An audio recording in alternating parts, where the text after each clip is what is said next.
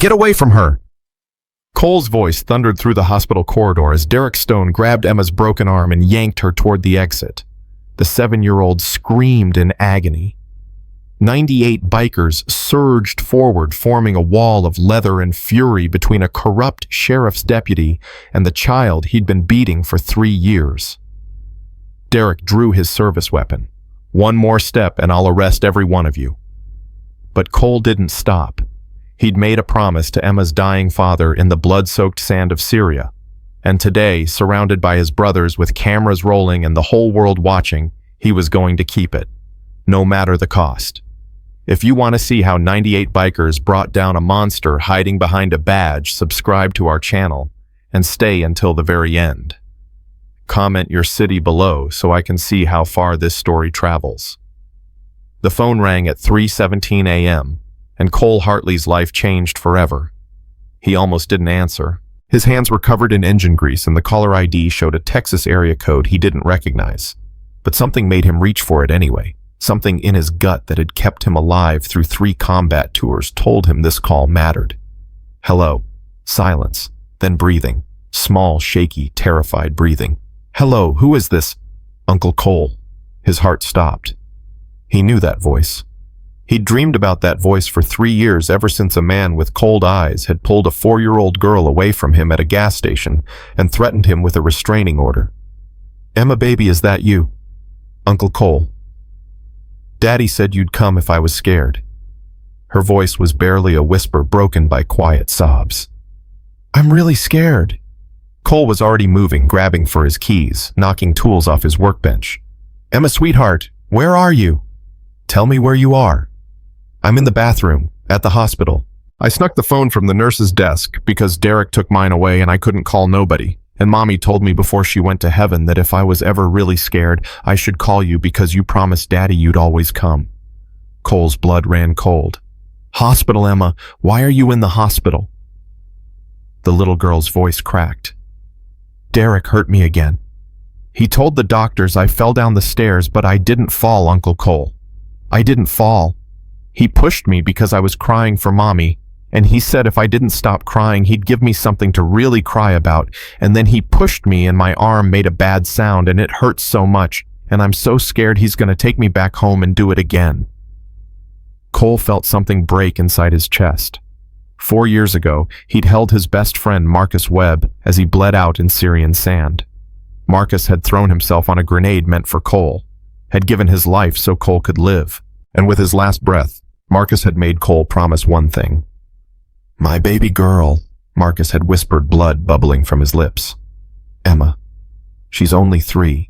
Promise me, Cole. Promise me you'll watch over her. Promise me you'll be there if she ever needs you. I promise, brother. I swear on my life. She's everything to me. Don't let anyone. Marcus never finished that sentence. He died in Cole's arms, and Cole had carried that promise like a weight around his neck ever since. He'd tried to keep it. God knows he'd tried. He'd gone to the funeral, held little Emma's hand while she cried. He'd tried to stay in touch, but Jennifer Marcus's widow had remarried fast. Too fast. A sheriff's deputy named Derek Stone who smiled with his mouth but never with his eyes. Derek had made it clear from day one that Cole wasn't welcome. No bikers around his family. No bad influences around his stepdaughter. When Cole had tried to visit on Emma's 5th birthday, Derek had threatened arrest. When Cole had accidentally run into them at a gas station a year later, Emma had broken away from her mother's hand and run to him screaming, Uncle Cole! Uncle Cole! Like he was a life raft in a storm. Derek had grabbed her so hard she'd cried out. Jennifer had just stood there, eyes down, saying nothing. And Cole had known then that something was very, very wrong in that house. But what could he do? He was just a biker. Derek was a cop. The system protected its own. Now that system had failed a 7-year-old girl who was hiding in a hospital bathroom whispering into a stolen phone because she had no one else to call. Emma, listen to me. Cole forced his voice to stay calm, even though his hands were shaking. I need you to stay exactly where you are. Can you do that for me? But what if Derek finds me? What if he won't find you? I need you to be brave. Okay? Like your daddy was brave. Can you be brave for me? A long pause. Then, in a small voice, Daddy was the bravest person ever. He was sweetheart, and you know what he told me? You were brave too. He said his little Emma was the bravest girl in the whole world. He did. So I need you to lock that bathroom door and stay inside until a nice lady named Sarah comes to get you. Can you do that? How do you know about Sarah? Cole didn't, but he was about to find out. I'm going to call the hospital right now, Emma. I'm going to make sure you're safe, and then I'm coming to get you, I promise. You promise? Those 2 words hit him like a bullet. He'd made a promise to Marcus 4 years ago. He'd failed to keep it. He wouldn't fail again. I promise, baby girl. Uncle Cole is coming. Nothing in this world is going to stop me. After he hung up, Cole stood in his garage surrounded by the motorcycles he'd spent his life rebuilding. His hands were shaking. His heart was pounding. And a rage was building in his chest that he hadn't felt since the war. A 7-year-old girl, a cop who beat children, a system that looked the other way, not anymore. He dialed the hospital's main number and waited through 4 transfers before a tired voice answered. St. Catherine's Social Services, this is Sarah Mendez. My name is Cole Hartley. I'm calling about Emma Webb. She just called me from a bathroom in your hospital. Silence. Then Sarah's voice changed, became sharp and alert. She called you. How did she? We've been trying to reach family for 2 days. Her stepfather said she had no other relatives. Her stepfather is a liar. Her father was my best friend. I'm her godfather, and I'm coming to get her. Mr. Hartley, I need you to understand the situation. Emma has a broken wrist, 3 fractured ribs, and contusions in various stages of healing. The stepfather claims she fell downstairs, but the injury patterns don't match a fall. They match someone grabbing her and throwing her. I know. Sarah paused. Yes, exactly. I've reported my concerns, but Sheriff Stone's colleagues conducted the investigation. They cleared him within 6 hours. Cole's jaw tightened. His colleagues, other cops. Yes. And he's already filed paperwork to have her discharged into his custody tomorrow morning. I've stalled as long as I can, but I'm running out of options. If you have any legal standing, I have Marcus Webb's will naming me as Emma's guardian if anything happened to both parents. Jennifer's dead. That will is valid. Another pause. Jennifer Webb died 8 months ago. Car accident. At least that's what the official report says. Something in her tone made Cole's blood run colder. You don't believe it. I believe a healthy 32-year-old woman who had just told her daughter she was planning to leave her husband somehow drove off a cliff in broad daylight. I believe her car's brakes were found to be faulty, even though she'd had them serviced 2 weeks earlier. I believe the investigating officer was Derek Stone's best friend. Sarah's voice hardened. I believe a lot of things, Mr. Hartley, but belief doesn't mean anything without proof. Then I'll get proof. Just keep Emma safe until I get there. How fast can you get here? Cole calculated the distance. Phoenix to rural Texas. 640 miles. In a car that was 10 hours minimum. But he wasn't bringing a car. Give me 18 hours. I can maybe stretch it to 20. But Mr. Hartley, you need to understand something. Derek Stone isn't just some small-town deputy. He has friends. Powerful friends. If you come here looking for a fight, I'm not coming for a fight, Ms. Mendez. I'm coming for my goddaughter. The fight is what happens if anyone tries to stop me. After he hung up, Cole pulled up the group chat for the Iron Wolves Motorcycle Club. 97 members across 4 states. Brothers and sisters who'd ridden through hell together, who understood that loyalty wasn't just a word you wore on a patch. His fingers hovered over the keyboard. What he was about to do would change everything. It could bring trouble down on all of them. The kind of trouble that followed bikers like shadows that made people clutch their purses and lock their doors. But then he remembered Emma's voice, small and scared and desperate. Uncle Cole, Daddy said you'd come if I was scared. He started typing. Emergency. Marcus Webb's daughter, 7 years old. Hospital in Texas. Stepfather is a cop who beats her. I'm going to get her. Wheels up at 5 a.m. This isn't a request. This is family. The responses came in like thunder. Diesel. I'm in. For Marcus. Ghost. Already packing. I'll bring medical supplies. Mama Rose. That baby needs her wolves. Don't you dare leave without me. Reaper. Say the word Prez. Judge, I'm already drafting emergency custody motions. See you in Texas. Within 15 minutes, all 97 members had responded. Every single one. No questions about work schedules or prior commitments or whether this was worth the risk. Just instant, absolute commitment. Because that's what family meant.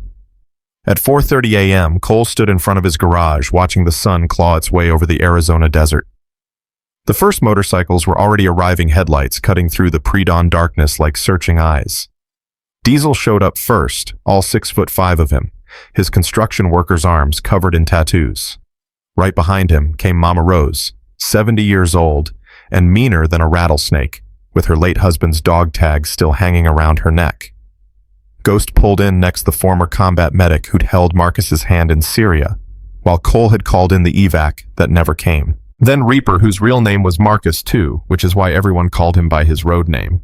One by one they came, teachers and truck drivers, nurses and contractors, grandmothers and war veterans, people with mortgages and car payments and kids in college, people who'd never broken a law in their lives except for maybe speeding on an open highway, people who understood that sometimes doing the right thing meant doing the hard thing. By 5 a.m., 97 motorcycles filled the parking lot of Cole's garage. 97 engines rumbled in the early morning quiet. 97 faces turned toward him, waiting. Cole walked to the front leather jacket, creaking boots crunching on gravel. He looked at his people, his family, and felt something crack in the wall he'd built around his heart since Marcus died. You all know why we're here, he said, his voice rough.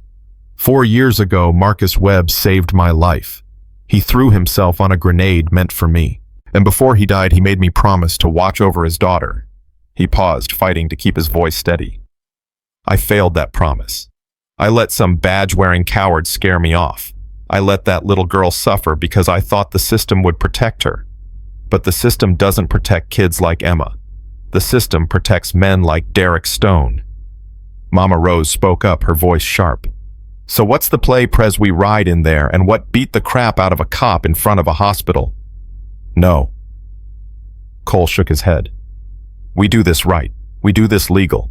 Judge is already filing emergency custody paperwork. I have Marcus's will naming me as Emma's guardian. We're not going there to fight. We're going there to protect. And if they try to stop us, Diesel asked, then we stand our ground, peacefully, legally. Every camera in that town is going to be on us, so we give them nothing. We're not criminals. We're not a gang. We're 98 Americans exercising our right to peaceful assembly while protecting a child from her abuser. Ghost stepped forward. I served with Marcus, watched him die. That little girl deserves better than what she got. I'm in. One by one, the others nodded. Mama Rose, Diesel, Reaper, all 97 of them. Cole felt the weight of their trust settling onto his shoulders. These people were putting their lives, their reputations, their freedom on the line because he'd asked them to, because a promise made to a dying man still meant something. 640 miles, he said. We stop once for gas, once for food. We ride tight, we ride legal, and we don't give anyone a reason to stop us.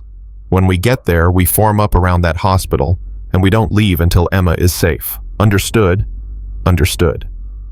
Then let's ride. 98 engines roared to life in perfect synchronization. The sound shook windows and set off car alarms up and down the street. It was a sound like thunder, like war drums, like a promise being kept. Cole kicked his Harley to life and rolled out onto the empty highway. Behind him, 97 motorcycles fell into formation, a river of chrome and leather stretching back half a mile. The sun rose over the Arizona desert, painting the sky in shades of blood and gold. And somewhere in a Texas hospital, a 7-year-old girl clutched her teddy bear and whispered to herself, Uncle Cole is coming. He promised.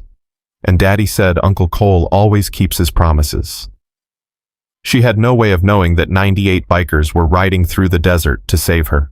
She had no way of knowing that her stepfather had already made phone calls of his own, calling in favors from friends in high places. She had no way of knowing that her dead mother had hidden something in that teddy bear. Something that would bring down not just Derek Stone, but an entire network of corruption. All she knew was that she was scared and alone and hurting. But she wouldn't be alone for long. The Iron Wolves were coming. They'd been riding for 3 hours when Cole's phone buzzed in his jacket pocket. He pulled off at a rest stop, the convoy rolling in behind him like a mechanical tide. Sarah Mendez's number flashed on the screen. "What's wrong? He knows." Sarah's voice was tight with fear. "Derek knows you're coming. Someone tipped him off. He's on his way to the hospital right now with 2 other deputies. He's demanding we discharge Emma immediately." Cole's blood turned to ice. "You can't let him take her." "I'm trying. I got a doctor to order more tests, bought us maybe 4 or 5 hours. But Mr. Hartley, he's furious. I've never seen him like this. He told me if I didn't cooperate, he'd make sure I never worked in social services again." "Did you record that?" A pause. "Yes, I've been recording everything since Emma was admitted." "Good. Keep recording. We're still 5 hours out, but I'm sending a group ahead. Fastest riders, best bikes. They'll be there in 3. "And then what?" "Then we make sure Derek Stone doesn't get anywhere near Emma until I have legal custody. Judge is working on an emergency order. Should have it signed before we arrive." "Mr. Hartley." Sarah hesitated. "There's something else. Emma told me something this morning about her mother, about the night before Jennifer died." Cole gripped the phone tighter. "Tell me." "Jennifer came into Emma's room late at night. Emma said her mom was crying and shaking. Jennifer told Emma she'd found something bad, something about Derek, and she was going to the police. She gave Emma a piece of paper with your phone number and told her to hide it in her teddy bear. She said if anything ever happened to her, Emma should call you." Jesus. There's more. Jennifer also hid something else in that teddy bear. Emma doesn't know what it is, just that her mom told her it was important. She made Emma promise not to tell anyone, especially Derek. Cole's mind raced. Jennifer had known. She'd known something was wrong, known she might not survive, and she'd left behind what proof evidence? "Where's the teddy bear now?" "Emma has it. She won't let go of it. Derek tried to take it from her yesterday, and she screamed so loud half the ward came running. Don't let anyone else touch that bear. I'll be there as soon as I can.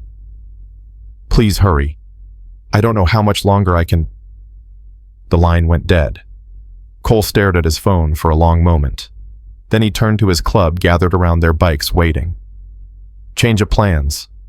Diesel Ghost Reaper. I need you to break off with the fastest 10 riders we've got. Push hard. Get to that hospital before Derek does." Diesel frowned. "What's happening?" "The stepfather knows we're coming. He's trying to grab Emma before we get there. I need boots on the ground now." Ghost was already swinging onto his bike. "We'll make it.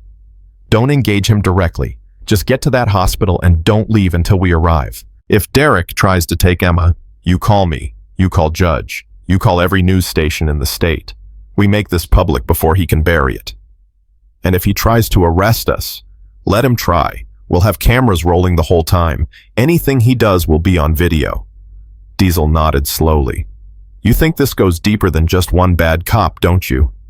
Cole thought about Jennifer's accident, about the investigation by Derek's friends, about a little girl hidden something in a teddy bear because her mother was afraid she wouldn't live to tell the truth herself.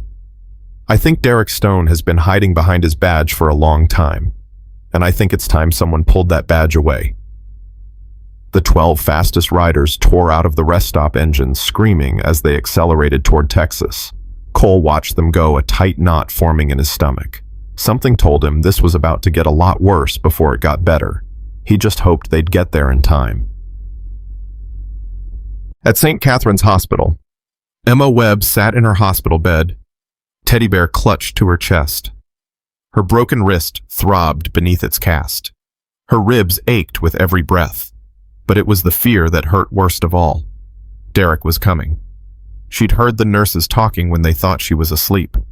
He was coming to take her home, and there was nothing anyone could do to stop him. She buried her face in her teddy bear's worn fur. It still smelled a little like Mommy's perfume, even after all these months. "I miss you, Mommy," she whispered. "I'm trying to be brave like you said, but I'm so scared. Derek's going to hurt me again. I know he is." The door opened and Sarah slipped in, face pale but determined. "Emma, honey, I need you to listen to me very carefully. Your Uncle Cole is on his way. He's going to be here soon." "How soon?" "A few hours, but some of his friends are going to be here even sooner. They're going to make sure Derek can't take you okay." Emma's eyes widened. "But Derek's a police officer. He can do whatever he wants." "Not this time, sweetheart." Sarah knelt beside her bed, taking her uninjured hand. "This time we're not going to let him. Do you promise?" Sarah hesitated. In her 23 years, she'd learned that promises were dangerous things, that the system didn't always work the way it should, that bad people sometimes won. But looking into Emma's eyes, she couldn't say any of that. "I promise, Emma. No matter what happens, I'm not going to let Derek take you." She just hoped she could keep that promise. 3 hours later, the first motorcycles appeared on the horizon. 12 riders moving in tight formation, chrome glinting in the Texas sun. They pulled into the hospital parking lot and parked in a line, engines dying one by one. Diesel dismounted first, removing his helmet to reveal a face that had scared plenty of people in its time. But when he looked up at the hospital windows, when he saw a small figure watching from the 3rd floor, his expression softened. "There she is," he said quietly. Ghost walked up beside him. "Derek's car is in the back lot. He's already here." "Then we're just in time." They walked toward the hospital entrance. 12 bikers in leather and denim tattoos and scars and road-worn faces. They looked like exactly what most people expected bikers to look like. They looked like trouble. But when they reached the front desk, Diesel removed his sunglasses and smiled at the nervous receptionist. "Afternoon, ma'am. We're here to see Emma Webb. We're family." The receptionist's eyes darted to the leather cuts, the patches, the intimidating wall of muscle behind him. I'll need to check with whoever you need to check with. We'll wait right here. Peacefully. Legally. Just let Ms. Mendez know that Emma's uncles are here." They weren't going anywhere, and neither was Emma. The elevator doors opened on the 3rd floor, and Diesel felt his stomach drop. Derek Stone stood at the end of the hallway, flanked by 2 deputies. He was tall, broad-shouldered, with the kind of clean-cut look that made people trust him. But his eyes told a different story. Cold, calculating, the eyes of a man used to getting what he wanted. Well, Derek said, his voice carrying down the corridor. "The circus has arrived." Diesel didn't flinch. "We're here to see Emma Webb. Her godfather sent us." "Her godfather has no legal standing. I'm her father, and you're trespassing." "Actually," Sarah Mendez stepped out of a nearby room, tablet in hand. "They're visitors during visiting hours. Hospital policy allows up to 6 visitors per patient. They're well within their rights." Derek's jaw tightened. "Ms. Mendez, I thought we discussed this." "We did. You threatened my career. I recorded it." Sarah held up her phone. "Would you like to discuss it again?" Something flickered in Derek's eyes. Something dangerous. But he forced a smile. "I think there's been a misunderstanding. I just want to take my daughter home. She's been through a traumatic accident and she needs to recover in familiar surroundings." "The doctors haven't cleared her for discharge," Sarah said. "I spoke to Dr. Patterson. He said, Dr. Patterson isn't her attending physician anymore. I requested a transfer this morning. Her new doctor is reviewing her case." Derek's smile faltered. "You did what?" "Standard procedure when there are concerns about a patient's home environment." The 2 deputies behind Derek exchanged glances. One of them, a younger guy with nervous eyes, shifted his weight uncomfortably. Derek took a step toward Sarah and Diesel moved to intercept. "I wouldn't do that," Diesel said quietly. "Are you threatening a law enforcement officer?" "I'm standing in a hallway. If you feel threatened by that, maybe you should examine why." For a long moment, nobody moved. The tension was thick enough to choke on. Then a small voice cut through the silence. "Uncle Diesel." Everyone turned. Emma stood in the doorway of her room, teddy bear clutched to her chest, hospital gown hanging off her thin frame. Her eyes were wide locked on the massive biker she'd only seen in photographs. Diesel's heart cracked wide open. She looked so small, so fragile, so much like Marcus at that age with those same gray eyes that saw too much. "Hey there, little wolf," he said softly. "Your Uncle Cole sent us to keep you company until he gets here." "You know Uncle Cole?" "Known him 20 years. He's the best man I ever met next to your daddy." Emma's lower lip trembled. "You knew my daddy." "I did, sweetheart. He was my brother, and that means you're my family too." Derek moved fast. "Emma, go back to your room. These men are dangerous." But Emma didn't move. She stared at Diesel with those two old eyes, and something passed between them. Recognition. Trust. The instinct of a wounded child who could tell the difference between someone who wanted to hurt her and someone who wanted to help. "They don't look dangerous," she said quietly. "They look like Daddy's friends from the pictures." "Emma, you look dangerous, Derek." Her voice was barely a whisper, but it carried. "You always look dangerous when you're mad." The hallway went dead silent. Derek's face flushed red. "Sweetheart, you don't know what you're saying. You're confused. You're on medication." "I'm not confused." Emma's voice grew stronger. "I know what you did. I know what you do. And I'm not going home with you. Ever." "That's enough." Derek strode toward her, hand outstretched. "We're leaving. Now." Ghost stepped into his path. The lady said no. "Get out of my way. Make me." Derek's hand dropped to his service weapon. The entire hallway seemed to hold its breath. "Derek," the younger deputy spoke up, voice strained. "Maybe we should wait for the paperwork to go through. Do this by the book." "Shut up, Tommy. I'm just saying there's a lot of witnesses here, and cameras. Maybe this isn't the best." "I said shut up." But Tommy's words had done their work. Derek's hand moved away from his gun. His eyes swept the hallway, counting the phones already recording the faces watching from doorways. "This isn't over," he said to Ghost. "I'm going to have every one of you arrested for interference with a police officer." "Looking forward to it," Ghost replied. "My lawyer loves cases like this." Derek turned to Sarah. "And you. You think you're safe because you have recordings. I have friends in places you can't imagine. By the time I'm done, you won't be able to get a job cleaning toilets." Sarah didn't blink. "Noted. Now, if you'll excuse me, I need to check on my patient."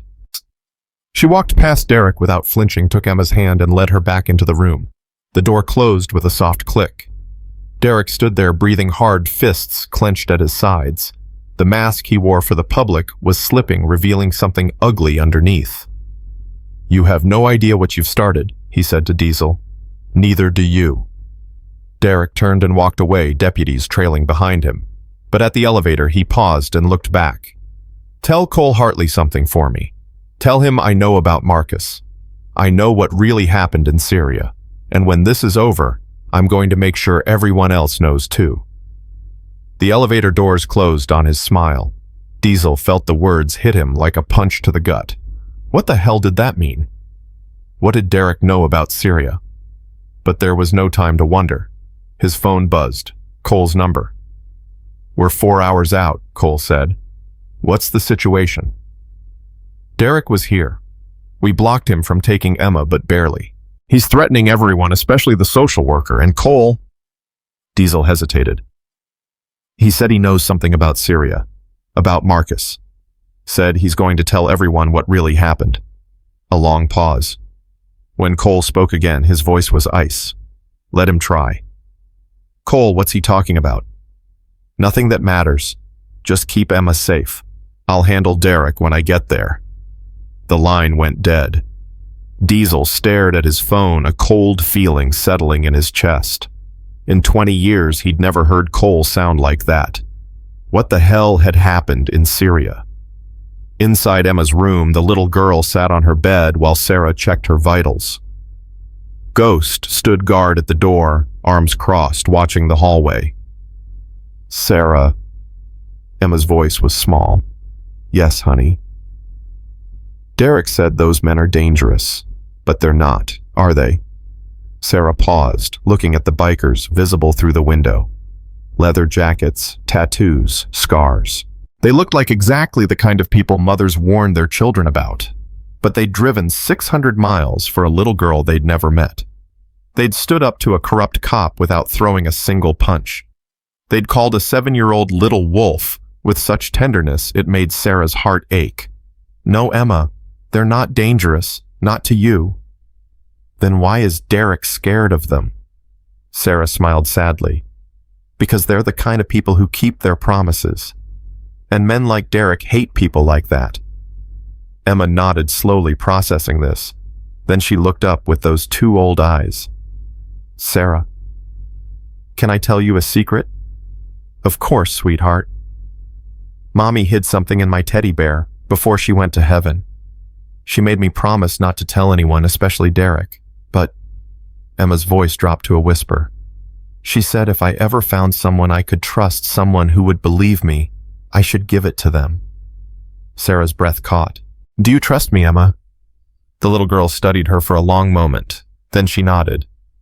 Mommy would have liked you. You have kind eyes, like she did. Carefully, Emma turned her teddy bear over. She pointed to a seam along the back, slightly uneven, clearly hand-stitched.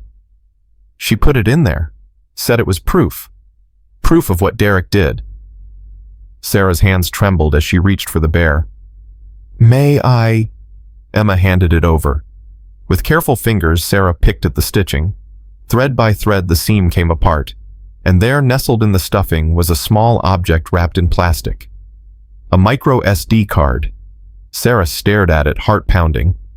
Emma, do you know what your mother put on this? Emma shook her head. She just said it was important. She said it would keep us safe. Her eyes filled with tears. But it didn't keep her safe, did it? Sarah pulled the little girl into a gentle hug, mindful of her injuries. No, baby. It didn't. But it might keep you safe. And it might make sure what happened to your mommy never happens to anyone else. You promise. There was that word again. Promise. Sarah thought about all the children she'd tried to protect over the years. The ones she'd saved. The ones she'd lost. The ones who'd fallen through the cracks of a system that was supposed to help them. She thought about Derek Stone with his badge, and his lies, and his friends in high places. She thought about 98 bikers riding across the desert because a dead man's daughter needed help. I promise, Emma. Whatever's on this card, I'm going to make sure the right people see it. And Derek is never going to hurt you again. 3 hours later, the rest of the convoy arrived. Diesel heard them before he saw them. A rumble like distant thunder that grew and grew until it shook the windows. He stepped outside just as the first motorcycles crested the hill. 86 riders. Chrome gleaming engines, roaring leather cuts bright in the afternoon sun.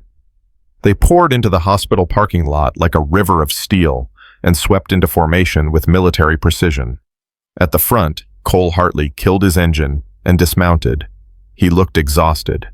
600 miles of highway behind him, another battle ahead. But his eyes were clear and his jaw was set, and when Diesel clasped his hand, Cole's grip was iron. How is she? Cole asked. Scared, hurt, but tough. Just like her daddy. And Derek came by 3 hours ago with 2 deputies. Tried to take her. We blocked him. He's been making calls ever since pulling strings. Word is he's got a judge ready to sign emergency custody papers tonight. Cole's expression didn't change, but something in his eyes went hard. Where's Judge Tony? Inside, working on counter motions. Says he's got something, but he won't tell me what. And the social worker, Mendez. Diesel lowered his voice. She found something, Cole, in Emma's teddy bear. Jennifer hid a micro SD card in there before she died. Sarah's been trying to access it, but it's password protected. Cole went still. What kind of password? No idea. But whatever's on that card, Jennifer thought it was important enough to hide from Derek. Important enough to die for. For a long moment, Cole said nothing. He stared up at the hospital at the 3rd floor window where a small figure watched the parking lot full of motorcycles. I need to see her, he said. Derek's got people watching. The moment you go in there, I don't care. Cole started walking. That little girl has been waiting 4 years for me to keep my promise. She's not waiting 1 more minute. The elevator ride felt endless. Cole stood, rigid hands clenched, heart hammering against his ribs. Behind him, Diesel and Ghost flanked like bodyguards. The doors opened. A hallway full of curious faces. Nurses, patients, visitors, all staring at the bikers who'd taken over their hospital. And at the end of the hall, a small figure in a hospital gown. Emma. She looked so much like Marcus it hurt. The same gray eyes, the same stubborn chin, the same way of standing with her weight on one foot like she was ready to run at any moment. But she didn't run. She walked. One step, then another, moving down that hallway like it was the longest journey of her life. Her broken wrist hung in its cast, her teddy bear dangled from her good hand. Her eyes never left Cole's face. Cole met her halfway. He dropped to his knees, putting himself at her level, and waited. "Uncle Cole." Her voice was barely a whisper. "Yes, sweetheart. It's me. You came." "I promised, didn't I?" Emma's face crumpled. 4 years of fear and pain and loneliness came pouring out in a single sob as she threw herself into his arms. Cole held her like she was made of glass and steel at the same time. Fragile, but unbreakable. Hurt, but not destroyed. "I've got you," he murmured into her hair. "I've got you, little wolf. Nobody's ever going to hurt you again. Derek said you wouldn't come. He said you didn't care about me. He said nobody cared about me. Derek's a liar, Emma. I cared every single day. I tried to come see you, but he wouldn't let me. But that's over now. I'm here and I'm not leaving without you." Emma pulled back, looking up at him with tear-streaked cheeks. "Promise. I promise. Daddy said you always keep your promises." Cole's throat tightened. He thought about Marcus bleeding out in Syrian sand, asking with his last breath for Cole to protect his daughter. "Your daddy was right, and I'm going to keep this one if it's the last thing I do." A commotion at the end of the hall made them both turn. Derek Stone stood at the elevator, face flushed, a piece of paper clutched in his hand. "I have a court order," he announced loudly. "Emergency custody. That girl is coming with me." Cole rose slowly, putting Emma behind him. "Let me see it." Derek marched forward and thrust the paper at Cole. "Signed by Judge Harrison 30 minutes ago. You have no legal standing. She's my daughter and I'm taking her home." Cole scanned the document. It looked real. It looked official. It looked like exactly the kind of thing a man with powerful friends could get pushed through in a matter of hours. But something didn't add up. "This says the hearing is tomorrow morning," Cole said. "This is an interim order. Doesn't matter. It gives me custody until the hearing. And at the hearing, what happens when my lawyer presents Marcus Webb's will? The one that names me as Emma's guardian in the event of both parents' deaths." Derek's smile flickered. Jennifer's death was ruled an accident. She wasn't deceased at the time of Marcus's death, so the will doesn't apply. Funny thing about that, Judge Tony Castellano appeared from a side room, briefcase in hand. "I just got off the phone with the state attorney's office. They're reopening the investigation into Jennifer Webb's death. Seems they received some new evidence this afternoon." Derek went pale. "What evidence?" "A recorded statement from a witness who saw your car near the cliff where Jennifer went over. Made 3 days after her death, then mysteriously disappeared from the case file." Tony smiled thinly. "Amazing what turns up when you know where to look." "That's impossible. That file was—" Derek stopped himself, but it was too late. "Was what?" Tony asked. "Destroyed hidden sounds like something you'd know about if you were involved in covering it up." Derek's face twisted. "This is harassment. You're all going to regret this." "Maybe," Cole said. "But right now, all I care about is that little girl behind me. She's not going anywhere with you tonight. Not tomorrow. Not ever. I have a court order, and I have 97 people outside who will stand between you and that child until this gets sorted out legally." Cole stepped closer, voice dropping. "So, you can call your friends and your judges and whoever else you have in your pocket. But Derek, I made a promise to a dying man, and I will burn this whole system down before I let you hurt his daughter again." Something passed between them. Recognition. Understanding. The knowledge that this was no longer about custody papers or legal standing. This was war. Derek took a step back, then another. His face was a mask of barely controlled rage. "Tomorrow morning," he said. 9 a.m. You'll be in that courtroom, and I'll have Emma home by noon. Enjoy your night, Mr. Hartley. It's the last one you'll have as a free man." He turned and walked away, but not before shooting one last look at Emma. A look that made the little girl press closer to Cole's legs, trembling. "He's going to try something," she whispered. "He always tries something when he looks like that." Cole knelt down again, meeting her eyes. "You remember what I told you about wolves, Emma?" She shook her head. "Wolves protect their pack, always, no matter what." He gestured toward the window where dozens of motorcycles gleamed in the fading light. "You see all those people out there? Every single one of them is here for you, because your daddy was pack, and that makes you pack too." Emma looked at the bikers, then back at Cole. "They came all this way for me. For you, sweetheart, because family doesn't leave family behind." For the first time since Cole had arrived, Emma smiled. It was a small smile, fragile and uncertain. But it was real, and it was enough. That night, 98 bikers kept vigil around St. Catherine's Hospital. They slept in shifts, wrapped in blankets donated by local supporters who'd seen the news coverage. They drank coffee brought by nurses who whispered, "Thank you, and bless you, and keep that baby safe." Inside Emma's room, Cole sat in a plastic chair watching her sleep. The teddy bear was tucked under her arm. The micro SD card was in Sarah's possession, being worked on by a tech-savvy club member who'd driven up from Austin. Tomorrow would bring lawyers and courtrooms and a fight Cole wasn't sure he could win. But tonight, Emma was safe. And sometimes that had to be enough. Just after midnight, his phone buzzed. A text from Mama Rose standing watch outside. Black SUV circling the block. Third time in an hour, same plates. Cole moved to the window. In the parking lot, his brothers and sisters sat on their bikes like sentinels alert, despite the late hour. Another text, "We see them, we're ready." Cole watched the SUV make another pass, then disappear into the darkness. Derek was probing, testing, looking for weakness. He wouldn't find any. But as Cole turned back to watch Emma sleep, he couldn't shake the feeling that the real battle hadn't even begun yet. The call came at 4:47 in the morning. Cole jerked awake in the hospital chair phone buzzing against his chest. Emma stirred, but didn't wake her small hand still clutching the teddy bear. "We cracked it." Spider's voice was breathless on the other end. The club's tech expert, a former NSA analyst who'd traded government secrets for motorcycle freedom. "Cole, you need to see this, right now." "What's on it?" "Everything. Bank records, photographs, audio recordings. Jennifer Webb documented every damn thing for 18 months before she died.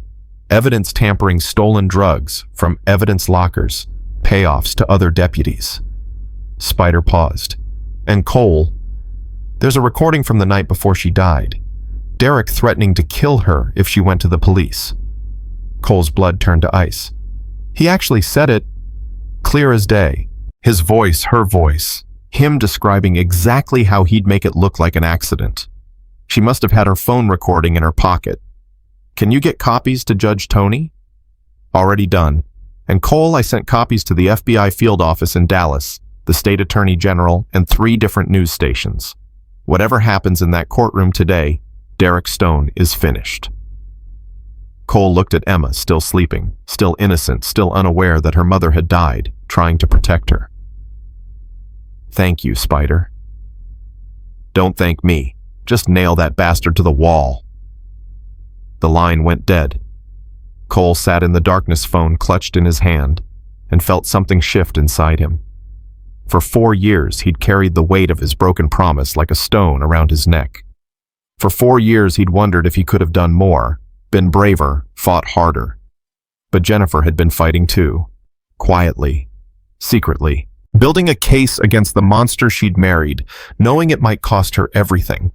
She'd died trying to protect Emma. Now Cole would finish what she'd started. At 6 a.m., the hospital began to wake. Nurses changed shifts, Breakfast trays clattered in hallways, and in the parking lot, 98 bikers prepared for war. Cole found Mama Rose outside organizing the convoy like a general marshaling troops. "How we looking?" he asked. "Ready?" She handed him a cup of coffee strong enough to strip paint. "Judge Tony says the hearing's at 9. That gives us 2 hours to get Emma ready and get to the courthouse." "She's not going to the courthouse. Too dangerous." The judge agreed to let her testify by video from here. Mama Rose nodded. "Smart. Derek will be watching for any excuse to get his hands on her. That's why I need you to stay here, you and a dozen others. Guard her room. Don't let anyone in except medical staff and Sarah. And if Derek's people try something," Cole's jaw tightened, "then you do whatever you have to do, but Mama, keep it legal. We can't give them any ammunition." "Legal," she snorted. "You know I was arresting bad guys before you were born, right? 30 years LAPD. I know how to handle crooked cops." Cole had almost forgotten. Rosa Martinez's road name, Mama Rose, had been one of the first female detectives in Los Angeles. She'd retired after her partner was killed by a dirty cop who walked free on a technicality. The day she got her pension, she bought a Harley and never looked back. "Then you know what we're up against," Cole said. "I know exactly what we're up against." Her eyes went hard. "Which is why that little girl is going to be surrounded by 12 of the meanest, toughest, most stubborn wolves in this pack. Derek Stone will have to go through all of us to get to her. That's what I'm counting on." At 7:30, Sarah helped Emma get ready for her video testimony. The little girl was quiet, withdrawn, her eyes red from crying in her sleep. "I don't want to talk about it," she whispered. "I don't want to remember." Sarah knelt beside her bed. "I know, sweetheart, I know it's hard. But the things you say today might keep other kids safe from people like Derek. You're not just fighting for yourself. You're fighting for all the kids who don't have someone to speak up for them." Emma looked at her teddy bear. "Mommy used to say that. She said sometimes being brave means doing scary things because they're right. Your mommy was a very wise woman. She was the bravest person I knew." Emma's voice cracked. "Even braver than Daddy. Because she was scared all the time, but she did the right thing anyway." Sarah felt tears prick her eyes. 7 years old. This child was 7 years old, and she understood courage better than most adults. "Your mommy would be so proud of you, Emma. So incredibly proud." "You think so? I know so." At 8:15, Cole gathered his core group in the hospital lobby. Diesel, Ghost Reaper, and Judge Tony, who looked like he hadn't slept in days. "Here's the situation," Tony said, spreading papers on a table. "We have the SD card evidence, which is devastating. Derek threatening Jennifer, evidence of corruption, everything. The state attorney's office is already moving on it. But here's the problem. The evidence came from Emma's teddy bear. Derek's lawyer is going to argue it was illegally obtained, planted, fabricated. We need something that corroborates it." "Like what?" Diesel asked. "Like testimony from someone inside Derek's circle, someone who can confirm the corruption from first-hand knowledge." "None of those deputies are going to flip," Ghost said. "They're all in too deep." Tony smiled grimly. "Maybe not the deputies, but what about the wives?" Cole looked up sharply. "What do you mean?" "I did some digging last night. Deputy Tommy Chen, the young one who was with Derek at the hospital yesterday. His wife filed for divorce 3 months ago. She's been living with her sister in El Paso." Tony pulled out a photograph. "And according to court records, she filed a sealed statement alleging she witnessed her husband and Derek Stone discussing evidence tampering." "Why didn't she go to the police?" "Because the police are Derek Stone. But she went to the FBI instead. They've been building a case for 6 months. They just didn't have enough to move on." Tony's smile widened. "Until now, the SD card evidence was exactly what they needed. I got a call 30 minutes ago. FBI agents are en route. They're going to arrest Derek Stone in that courtroom." Cole felt something loosen in his chest. It's over then. Not quite. We still need to get through the custody hearing. If Derek's lawyer can stall long enough, if he can get Emma remanded to Derek's custody even temporarily, Tony shook his head, because we can't let that happen. We need Emma's testimony to be strong enough that the judge has no choice but to rule in our favor before the FBI arrives. She's 7 years old, Tony. She's been through hell. I know, but she's also the only one who can describe what Derek did to her. Medical records show abuse, but without Emma's voice, Derek's lawyer will claim it's all circumstantial. Cole thought about the little girl upstairs clutching her teddy bear trying to be brave. He thought about Marcus bleeding out in Syrian sand, begging Cole to protect his daughter. "She can do it," Cole said quietly. "She's stronger than any of us." At 8:45, the convoy began rolling out. 86 motorcycles forming a column that stretched 4 blocks.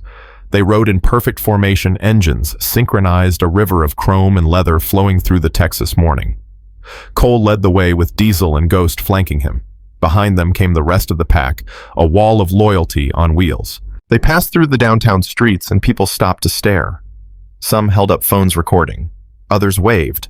A few gave thumbs down, suspicious of the leather-clad army rolling through their town. But the bikers didn't care. They had one mission: get to that courthouse. Protect that little girl. Keep the promise. At 8:58, they pulled into the courthouse parking lot. The media was already there. News vans from 3 different stations, reporters with microphones, cameras everywhere. Word had gotten out about the biker convoy, and the story had gone viral overnight. Biker army descends on Texas courthouse. 98 motorcyclists fight for abused child. The girl they came to save. Cole dismounted and removed his helmet. Immediately, reporters surged toward him. "Mr. Hartley, can you tell us why you're here? Mr. Hartley, what's your relationship to the child? Mr. Hartley, are you aware that Derek Stone is calling this witness intimidation?" Cole held up his hand. "I'm here to honor a promise I made to a dying soldier. His daughter needs protection. We're here to provide it, legally, peacefully. That's all I have to say." He pushed through the crowd, his brothers forming a protective corridor around him. At the courthouse steps, Derek Stone was waiting. He looked different today. Polished, professional, wearing his dress uniform with every medal and commendation he'd ever received. Behind him stood a wall of supporters. Fellow deputies, local businessmen, church members, all there to testify to his outstanding character. "Cole Hartley," Derek said loudly, playing to the cameras, "I want you to know I don't blame you for this. You've been manipulated by a disturbed child and some very dishonest people. But when this is over, I hope we can put this behind us." Cole stopped 3 feet away from him. "When this is over, Derek, you'll be in prison." Derek's smile didn't waver, but something flickered in his eyes. "That's a bold claim from a man with no legal standing. I have a court order. I have the support of my community. I have the truth on my side." "Do you—" Cole leaned closer, dropping his voice so only Derek could hear. "I know about the SD card, Derek. I know what Jennifer recorded. The FBI knows too. They're on their way right now." For a split second, Derek's mask cracked. Fear flashed across his face, raw and real. Then it was gone, replaced by that smooth politician's smile. "I don't know what you think you have, but it won't matter. Jennifer was mentally ill. Everyone knew it. Whatever she recorded was the product of a diseased mind." "Then why did you kill her?" Derek didn't flinch. "I didn't kill anyone. My wife died in a tragic accident. I've mourned her every day since." "You'll have plenty of time to mourn in a federal prison." Derek's smile turned cold. "We'll see about that." He turned and walked into the courthouse, his entourage following. Cole watched him go, fists clenched. "Easy, brother." Diesel appeared at his shoulder. "Don't let him get in your head, that's what he wants." "He's not in my head. He's just delaying the inevitable." "You sure about that FBI tip?" "Tony's sure, and Spider confirmed it. They'll be here within the hour." "Then we just need to stall." "No." Cole shook his head. "We need to win. Clean. Decisive. I want that judge to rule in our favor before the FBI even walks through those doors. I want Emma to know she was saved by the law, not just by luck." "That's a tall order." "That's the only order that matters." The courtroom was packed. Every seat filled, people standing against the walls. The judge, a stern woman named Patricia Vega, surveyed the crowd with obvious displeasure. "This is a custody hearing, not a circus," she announced. "I will have order in my courtroom, or I will clear it entirely. Is that understood?" Murmurs of assent. Derek sat at the plaintiff's table with his lawyer, a slick attorney named Harrison Wells, who'd gotten more guilty men acquitted than anyone in the county. Cole sat opposite with Judge Tony, who looked calm despite the pressure. "Let's begin," Judge Vega said. "Mr. Wells, you filed for emergency custody. Make your case." Wells stood smoothly. "Your Honor, my client, Sheriff's Deputy Derek Stone, is a decorated law enforcement officer and devoted father. His stepdaughter, Emma, has been hospitalized following an unfortunate accident, and my client has been wrongfully prevented from exercising his legal custody rights by a group of outside agitators." "Objection," Tony said calmly. "Mr. Hartley has legal standing as Emma's godfather, named in her biological father's will as guardian in the event of both parents' deaths." "Her mother's death was ruled an accident," Wells countered. "The will's provisions don't apply. The will states, in the event of both parents' deaths or incapacity, Jennifer Webb is deceased. The provision is valid." Judge Vega held up her hand. "I'll review the will during recess. Continue, Mr. Wells." Wells spent the next 30 minutes parading character witnesses, deputies who called Derek a hero, church members who praised his faith, neighbors who described him as a loving father. Each one painted the same picture Derek Stone Pillar of the community victim of a vendetta by dangerous outsiders. Then it was Tony's turn. "Your Honor, I'd like to enter into evidence a series of documents recovered from the personal effects of Jennifer Webb, deceased mother of Emma Webb." Wells shot to his feet. "Objection. We've had no opportunity to review these documents." "They were recovered yesterday, Your Honor. I've provided copies to opposing counsel this morning." Judge Vega nodded. "Overruled. Continue." Tony approached the bench with a folder. "These documents include bank records showing deposits into Sheriff Deputy Stone's personal account from unknown sources totaling over $200,000 over the past 3 years. They also include photographs of evidence lockers that appear to show tampering and audio recordings made by Jennifer Webb in the months before her death." The courtroom buzzed. Derek's face remained impassive, but his knuckles were white where he gripped the table. "Additionally," Tony continued, "I'd like to play a portion of a recording made by Jennifer Webb on March 14th of this year, 5 days before her death." "Objection," Wells shouted. "These recordings were obtained illegally. My client's Fourth Amendment rights. The recordings were made by Jennifer Webb in her own home, which she had every right to do. They were then given to her daughter for safekeeping. No illegal search occurred." Judge Vega considered. "I'll allow it. Play the recording." Tony pressed a button on his laptop. Jennifer Webb's voice filled the courtroom, thin and frightened. "Derek, please. We can work this out. You don't have to—" Derek's voice cut in cold and hard. "Work it out. You went through my files. You copied my records. You think I don't know what you're planning. I just want to protect Emma. If you would just get help. Help." A bitter laugh. "You want to know what happens to cops who get help? They lose everything. Their jobs, their pensions, their families. You want to take that from me? After everything I've done for you and that brat. Don't call her that. She's my daughter. She's a whiny little reminder that you belong to someone else first. And if you think I'm going to let you destroy my career over some bleeding heart conscience." A long pause, then Derek's voice low and dangerous. "You know what happens to people who betray me, Jennifer. You've seen it. So here's what's going to happen. You're going to delete those files. You're going to forget everything you saw. And you're going to be the good little wife I married, because if you don't, I will make sure you disappear, and I'll make it look like an accident. You know I can do it. You've seen me do it. Derek, please. I'm done talking. Make your choice." The recording ended. The courtroom was dead silent. Derek's face had gone gray. His lawyer was whispering furiously in his ear, but Derek wasn't listening. He was staring at Cole with pure hatred. "Your Honor, Tony said quietly. "Jennifer Webb died in a car accident 5 days after this recording was made.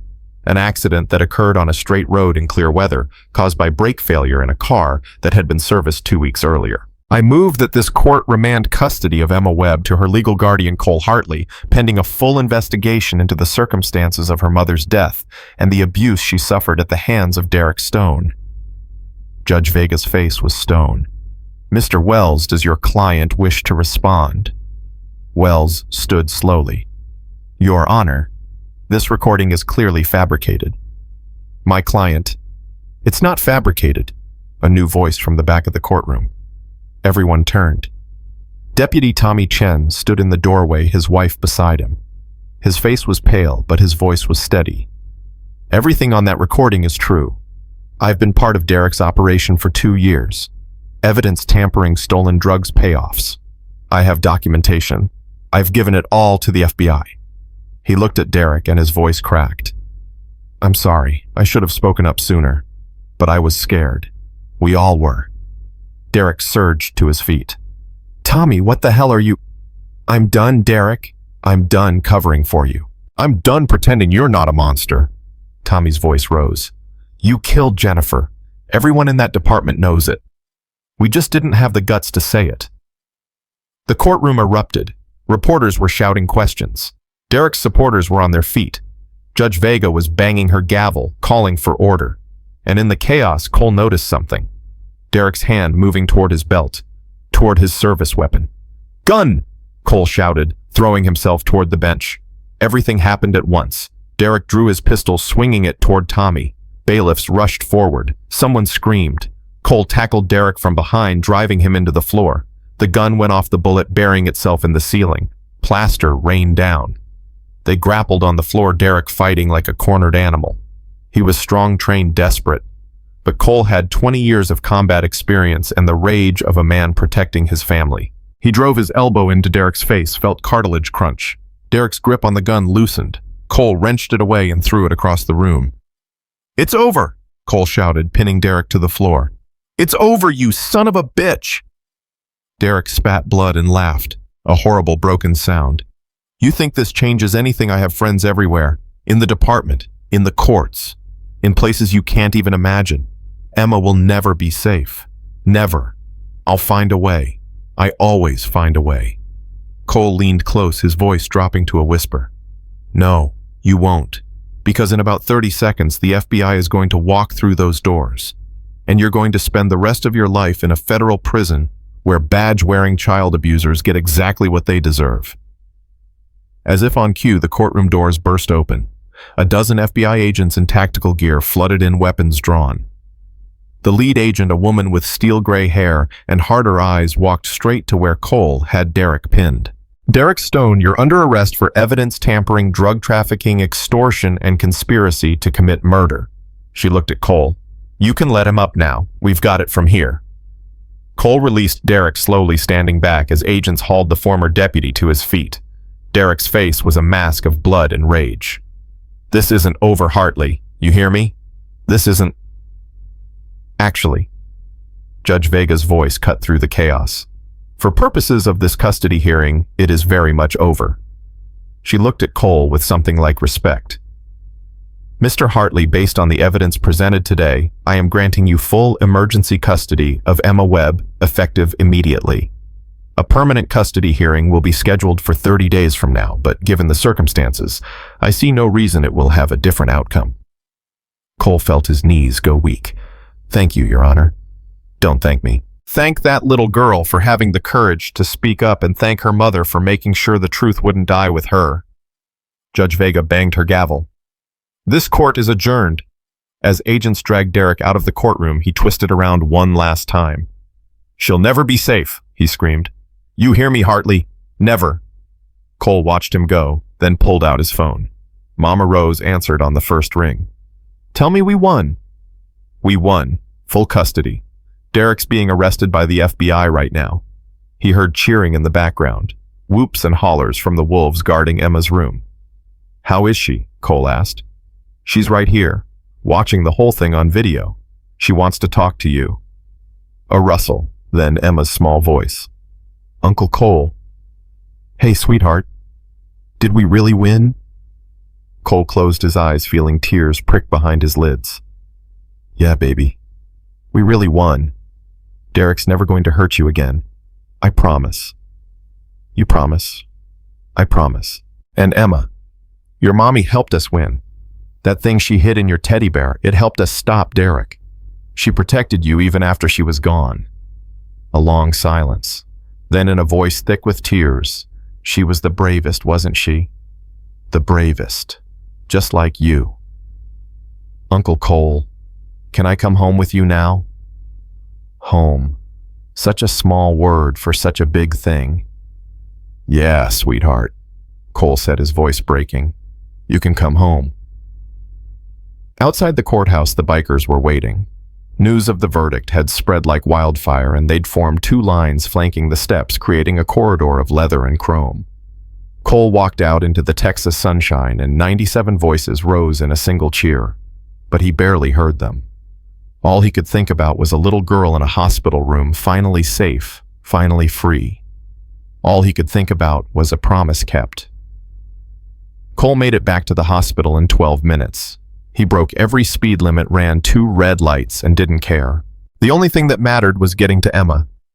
Mama Rose met him at the entrance, her weathered face streaked with tears she'd never admit to. She's been asking for you every 2 minutes, Mama Rose said. That little girl watched the whole thing on the video feed.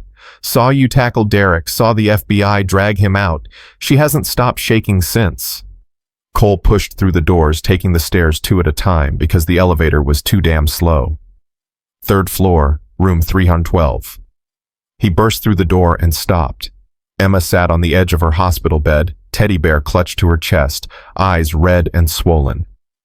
Sarah Mendez sat beside her, holding her uninjured hand. The moment Emma saw Cole, something broke inside her. Uncle Cole. She launched herself off the bed, cast and all, and Cole caught her.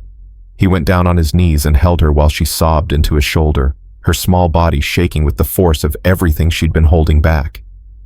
I saw it, she cried. I saw Derek try to hurt that man. I saw you stop him. I saw them take him away. He's gone, sweetheart. He's never coming back. Promise. I promise. The FBI has him now. He's going to prison for a very, very long time. Emma pulled back, looking at him with those gray eyes that were so much like Marcus's it hurt. Did Mommy really help? Did the thing she hid really matter? Your mommy saved you, Emma. Even after she was gone, she found a way to protect you. She was the bravest person I ever knew. Braver than Daddy. Cole thought about Jennifer Webb living with a monster, gathering evidence in secret hiding proof in her daughter's teddy bear because she knew she might not survive. She'd walked through hell every single day knowing what Derek was capable of doing, what needed to be done anyway. Just as brave, Cole said, in a different way. Your daddy was brave like a soldier. Your mommy was brave like a spy. They both loved you more than anything in the world. Emma buried her face in his neck. I miss them. I know, baby. I know. They stayed like that for a long moment, a 7-year-old girl and the man who'd promised to protect her finally keeping that promise after 4 years of failure and regret. Sarah Mendez wiped her eyes and cleared her throat. The doctors want to do one more check before discharge. Make sure her ribs are stable for travel. It should only take about an hour. Cole nodded without letting Emma go. Whatever she needs. And Mr. Hartley, the FBI wants to talk to you before you leave. Agent Morrison, the one who led the arrest. She has some questions about the evidence chain. She can wait. She said it's urgent. Cole finally looked up. Something in Sarah's expression made his stomach tighten. What kind of urgent? She didn't say, but she looked worried. Cole gently untangled himself from Emma. Sweetheart, I need to go talk to some people for a few minutes. Mama Rose is going to stay with you, okay? Emma's grip tightened. Don't leave. I'm not leaving. I'm just going down the hall. I'll be back before you know it. You promise? There was that word again. Promise. The word that had brought him 600 miles across the desert. The word that had mobilized 98 bikers. The word that meant everything. I promise, Emma, I will always come back for you. Always. He found Agent Morrison in a conference room on the 2nd floor. She was younger than he'd expected, maybe early 40s, with the kind of hard-edged competence that came from years of dealing with the worst humanity had to offer. "Mr. Hartley, thank you for meeting with me. Your people said it was urgent." "It is." She gestured to a chair. "Please sit down." Cole remained standing. "What's going on?" Morrison studied him for a moment, then nodded as if she'd made a decision. "What I'm about to tell you is classified, but given your role in bringing down Derek Stone, I think you deserve to know. Know what? Derek Stone wasn't working alone. The evidence on that SD card, the testimony from Deputy Chen, they've revealed a network of corruption that goes far beyond one dirty cop. We're talking about a dozen officers across 3 counties. Evidence tampering, drug trafficking, witness intimidation. Some of it goes back 15 years. Cole felt cold. How high does it go? High enough that we're worried about witness safety. Morrison's eyes met his. High enough that we're worried about Emma's safety. Derek's in custody. He can't hurt her anymore. Derek is in custody, but his partners aren't. We've identified at least 8 other officers involved in his operation, and we've only been able to arrest 3 of them. The others have gone dark, and Mr. Hartley, some of these men were very close to Derek. They know he was taken down because of Emma's testimony and her mother's evidence. Cole's blood turns to ice. You're saying someone might try to hurt her, to get revenge. I'm saying we can't rule it out. We're going to provide protection, but it's going to take time to coordinate. Until then, I'm recommending that Emma be kept in a secure location with people who can protect her. She's going to be with me, and 97 bikers who would die before letting anyone touch her. Morrison nodded slowly. I was hoping you'd say that. Your club has an interesting reputation, Mr. Hartley. A lot of law enforcement doesn't trust motorcycle clubs. But I've done my research. The Iron Wolves have never been involved in criminal activity. Most of your members are veterans, first responders, professionals. You're not outlaws, you're just people who like to ride. We're family, Cole said. That's all that matters. Then keep her close. Don't let her out of your sight until we've rounded up everyone in Derek's network. I'll be in touch with updates, but for now, assume anyone with a badge could be a threat. Even you. Morrison smiled grimly. Even me. Trust is earned, Mr. Hartley. I haven't earned yours yet. No, you haven't. Fair enough. One more thing. She pulled out a folder and slid it across the table. This is everything we've recovered about Jennifer Webb's death. The original accident report, the evidence that was suppressed, the statements that were ignored. I thought you might want to know what really happened. Cole stared at the folder. I already know what happened. Derek killed her. Yes, but you don't know how, or why it took him 5 days after she made that recording. Morrison's voice softened. She didn't just hide evidence, Mr. Hartley. She tried to run. The night after she made that recording, she packed a bag, put Emma in the car, and headed for the highway. She was trying to get to you. We found a gas station receipt in Derek's files. She was only 200 miles from the Arizona border when he caught up with her. Cole felt something crack in his chest. She was coming to me. She was bringing Emma to the only person she trusted to keep her safe. Derek must have tracked her phone. He caught her, brought her back, and made sure she could never try again. Morrison paused. She died trying to protect her daughter, Mr. Hartley, just like you're doing now. Cole picked up the folder with hands that weren't quite steady. I'll read this later. Take your time. And Mr. Hartley, for what it's worth, I think Jennifer made the right choice. Emma couldn't be in better hands. He didn't trust himself to respond. He just nodded and walked out. In the hallway, he leaned against the wall and closed his eyes. Jennifer had been coming to him. 200 miles from safety. 200 miles from a life where Emma would have been protected from the beginning. And Derek had stopped her. 4 years of guilt crashed over Cole like a wave. If he'd tried harder, if he'd pushed back against Derek's threats, if he'd just gotten in his car and driven to Texas and demanded to see Emma, maybe Jennifer would still be alive. Maybe Emma would never have been hurt. Maybe none of this would have happened. Stop. He opened his eyes. Mama Rose stood in front of him, arms crossed, eyes sharp. I know that look, she said. That's the look of a man drowning in what-ifs. Cut it out. She was coming to me, Rosa. Jennifer was bringing Emma to Arizona when Derek caught her. She was 200 miles away. And if she'd made it, Derek would have come after her anyway. Man like that doesn't let go. He would have found her, and he would have killed her, and maybe he would have killed you too. Maybe he would have killed Emma. You can't rewrite history, Cole. All you can do is write what comes next. She trusted me, and I let her down. No. You kept going when anyone else would have given up. You rallied 97 people to ride across a desert for a little girl you hadn't seen in 3 years. You stood in a courtroom and took down a man who thought he was untouchable. Mama Rose grabbed his arm, her grip surprisingly strong. Jennifer Webb made sure her daughter would be protected. She hid that evidence because she knew someday it would matter, and it did. Because of her, and because of you, Emma is safe. That's not failure. That's victory. Cole looked at her for a long moment. Then he nodded slowly. The FBI says some of Derek's people are still out there. They might come after Emma. Then we'll be ready. That little girl has 98 wolves standing between her and anyone who wants to hurt her. Let them come. I need to get her out of here, back to Arizona, somewhere I can control the situation. Then let's ride. Mama Rose smiled, and for a moment she looked like the fierce young detective she'd been 40 years ago. The pack is waiting. An hour later, Emma walked out of St. Catherine's Hospital for the last time. She moved slowly, still sore, her broken wrist cradled against her chest. But her head was up, and her eyes were clear, and when she saw what was waiting for her, she stopped in her tracks. 98 motorcycles lined the hospital driveway in perfect formation. 98 bikers stood beside their machines' helmets off, faces solemn.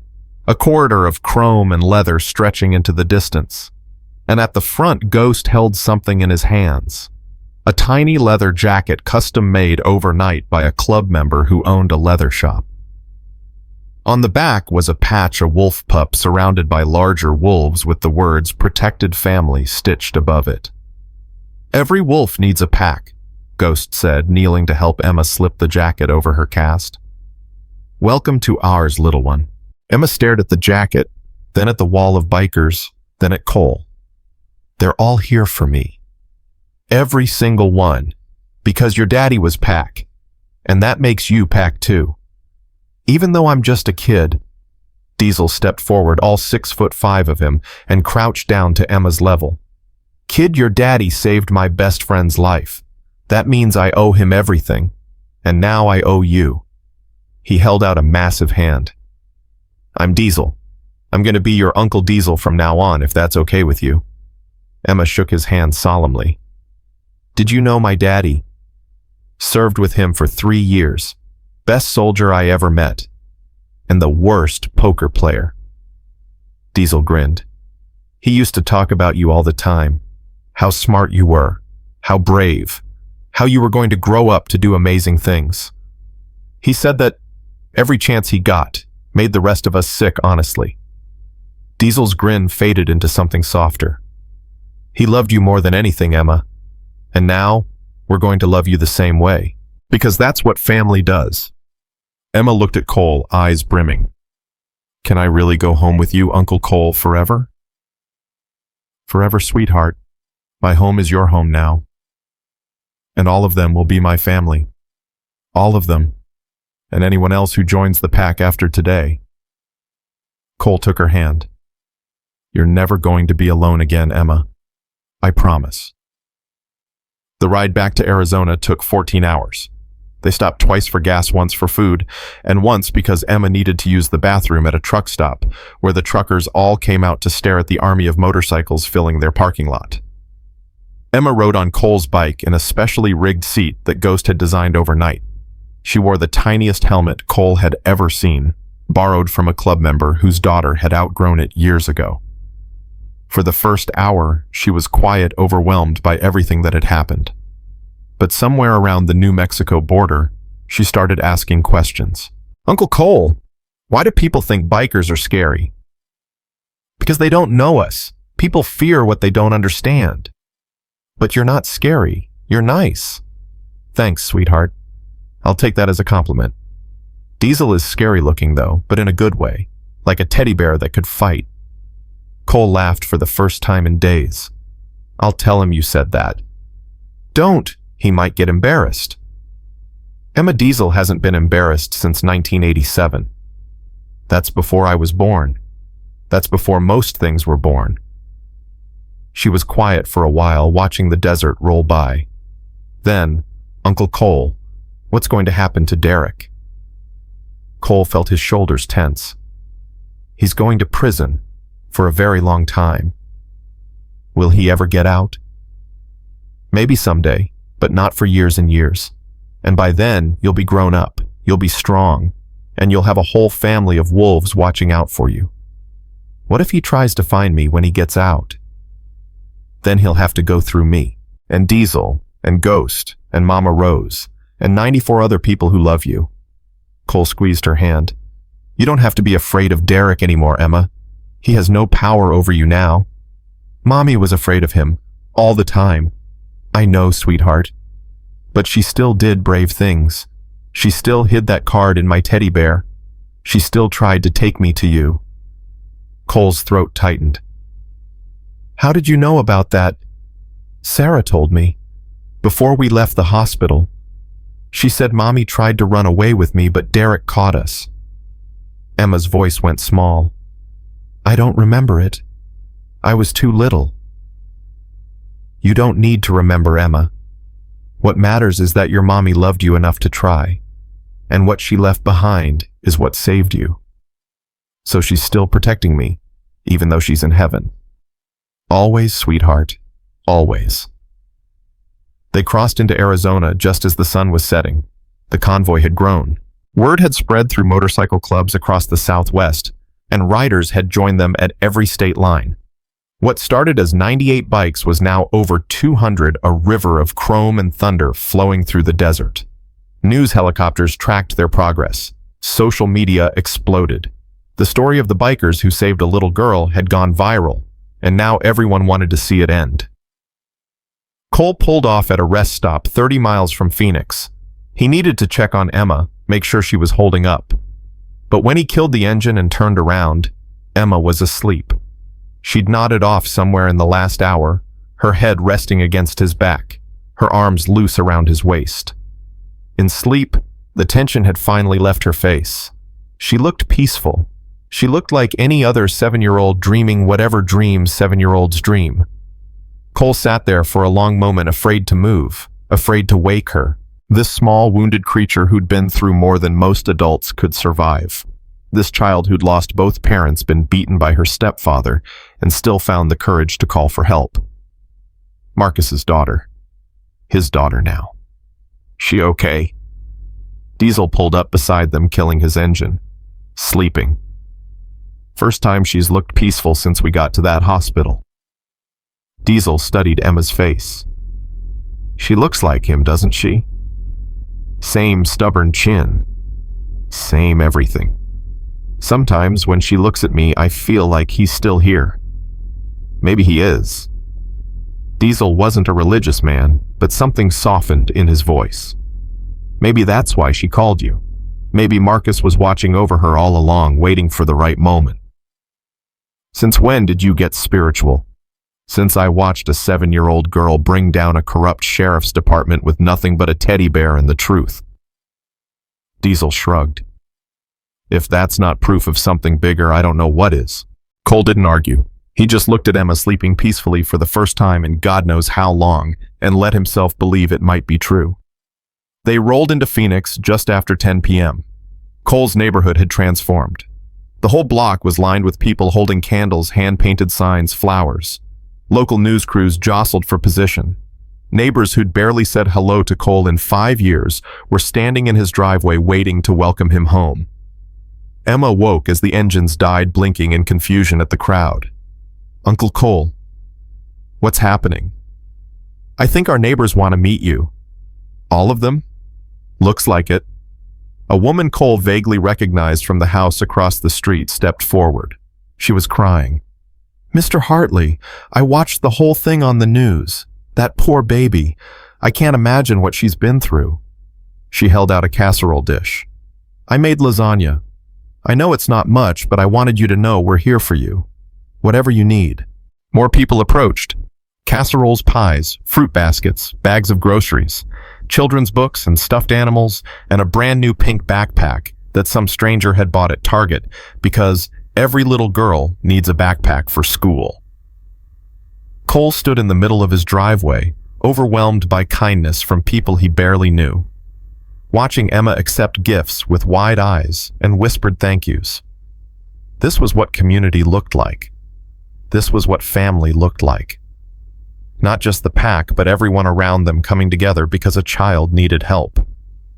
Marcus would have loved this, Jennifer too. They were both gone, but their daughter was here, alive, safe, surrounded by more love than she knew what to do with. And tomorrow, Cole would start building her a new life, a real life, the kind she deserved. But tonight he just needed to get her inside, get her settled, let her sleep in a real bed in a real home with someone who loved her standing guard. "Come on, sweetheart," he said, lifting her carefully off the bike. "Let's go see your room." Emma clutched her teddy bear with her good arm. "I have a room." "You have a room. Mama Rose set it up while we were on the road. Pink walls just like you wanted." "How did she know I wanted pink walls?" "Because she asked. That's what family does. They pay attention." Emma was quiet as they walked toward the house. Then just before they reached the door, she stopped. "Uncle Cole." "Yeah, sweetheart. Thank you for coming to get me, for not forgetting about me, for keeping your promise." Cole knelt down, bringing himself to her level. "Emma, listen to me. I'm going to tell you something, and I need you to remember it. No matter what happens, no matter how hard things get, no matter how scared you feel. What? You are loved. By me. By every single person in that parking lot. By your mama and your daddy, who are watching over you from heaven. You are not alone, and you will never be alone again. Do you understand?" Emma's eyes filled with tears. But this time they weren't tears of fear or pain. They were tears of something else, something that looked a lot like hope. "I understand, Uncle Cole." "Good." He stood up and held out his hand. "Now come on, let's go home." They walked through the door together, leaving behind the crowds and the cameras and the chaos. Tomorrow would bring new challenges, FBI interviews and custody hearings, and the long, slow process of healing. There would be nightmares and setbacks and hard days that made them both want to give up. But tonight, a little girl slept in a pink bedroom surrounded by stuffed animals and watched over by 98 wolves. And somewhere Cole liked to think Marcus Webb was finally at peace. The nightmares came every night for the first month. Cole would wake to the sound of Emma screaming, her small voice cutting through the darkness like a blade. He'd run to her room and find her thrashing in the pink sheets, eyes squeezed shut, fighting an enemy only she could see. "No, Derek. Please. I'll be good. I'll be quiet. Please, don't hurt me." Cole would gather her in his arms and hold her until the shaking stopped. He'd whisper the same words over and over, a mantra against the darkness. "You're safe, Emma. You're home. Nobody's going to hurt you. I'm here. I've got you." Some nights it took minutes. Some nights it took hours. But Cole never left. He never got frustrated. He never told her to toughen up or get over it. He just held her and let her cry. The therapist said it was normal. Dr. Patricia Reyes, a child psychologist who specialized in trauma, came to the house 3 times a week. She told Cole that Emma's brain was processing 4 years of abuse, that the nightmares were actually a sign of healing. "She feels safe enough to let it out now," Dr. Reyes explained. "When she was with Derek, she had to keep everything locked down just to survive. Now that she's safe, her mind is finally dealing with what happened to her." "How long will it take?" Cole asked. "There's no timeline for healing, Mr. Hartley. Could be months, could be years. But Emma is remarkably resilient. She has something a lot of trauma survivors don't have." "What's that?" "A support system that would move mountains for her." Dr. Reyes smiled. 98 bikers riding across a desert isn't something most kids can claim. Cole thought about that a lot in the weeks that followed, the way the pack had rallied around Emma without being asked, the way they showed up day after day, making themselves part of her new life. Diesel came over every Saturday to cook breakfast. He'd let Emma crack the eggs even though she always got shells in the batter, and he'd eat whatever lumpy pancakes resulted like they were gourmet food. Mama Rose took Emma shopping for school clothes. She let her pick out whatever she wanted, no matter how sparkly or pink or covered in unicorns. Ghost taught her basic first aid, showing her how to clean a scrape and apply a bandage. Every wolf should know how to patch up a wound, he told her. You never know when you might need to help someone. Even Judge Tony stopped by regularly, bringing legal updates and, more importantly, ice cream. He had a standing weekly appointment to take Emma for Sundays at the shop down the street. Uncle Tony, why do you always get vanilla? Emma asked him once. Vanilla is boring. Vanilla is classic, Tony corrected. There's a difference. Boring is doing nothing. Classic is doing something perfectly over and over again. That sounds like something a lawyer would say. That's because I am a lawyer, short stuff.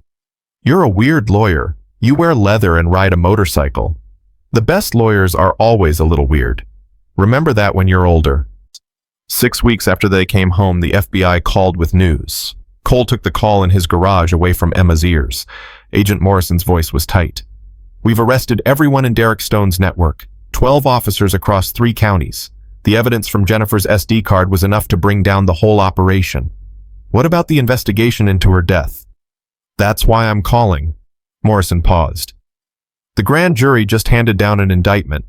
Derek Stone is being charged with first-degree murder in the death of Jennifer Webb. Combined with the corruption charges, he's looking at life without parole. Cole closed his eyes. Life without parole. Derek would never get out. Emma would never have to look over her shoulder wondering if the monster from her childhood was coming back. What happens now? There'll be a trial, probably a year from now, maybe longer. Emma might be called to testify, but given her age and the trauma she's experienced, the prosecution is trying to avoid that. The evidence is strong enough that they might not need her. Good. She's been through enough. I agree. Morrison's voice softened. How is she doing? Better. Still has nightmares. Still flinches when someone moves too fast. But she's laughing again. She's making friends. She's starting to believe that not everyone is going to hurt her. That's good to hear. She's lucky to have you, Mr. Hartley. No. Cole looked toward the house where Emma was probably watching cartoons with Diesel. I'm lucky to have her. He told Emma about the indictment that night in terms a 7-year-old could understand.